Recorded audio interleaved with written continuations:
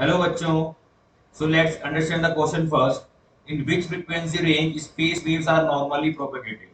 देखिए यहाँ बोला गया स्पेस वेव्स। हमें पता है स्पेस वेव जो होती है वो कौन सी रीजन की होती है? अल्ट्रा हाई फ्रीक्वेंसी की। कौन सी होती है बेटा?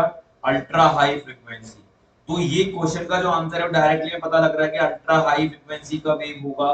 तो जनरली किस में कैसे वेव करेगा, कैसे रेंज में वेव करेगा? अल्ट्रा हाई फ्रीक्वेंसी रेंज में ये क्या करने वाला है बेटा? प्रोपेगेट करने वाला है। तो आइए पहले इसको टेबल की फॉर्म से हम सभी को जान लेते हैं ताकि हमें कॉन्सेप्ट क्लियर हो जाए। तो देखिए, अगर मैं हाई फ्रीक्वेंसी वेव की बात करता हूं तो उसका फ्रीक्वेंसी रेंज जनरली क्या होता है बेटा? 3 टू 30 मेगाहर्ट्ज। इस पर्टिकुलर रेंज के अंदर हाई फ्रीक्वेंसीज की वेव मूव करती है और का जिनका वेव लेंथ होता है 100 टू 10 मीटर।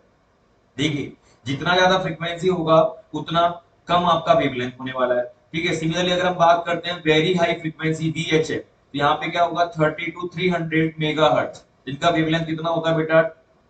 10 से 1 मीटर के आसपास। ठीक है। और यहाँ बात करते हैं third UHF, ultra high frequency, that means space wave जिनमें मूव करती है इस रेंज का होता है। तो उनकी जो फ्रीक्वेंसी रेंज होती है बेटा क्या होती है? 300 टू 3000 मेगाहर्ट्ज।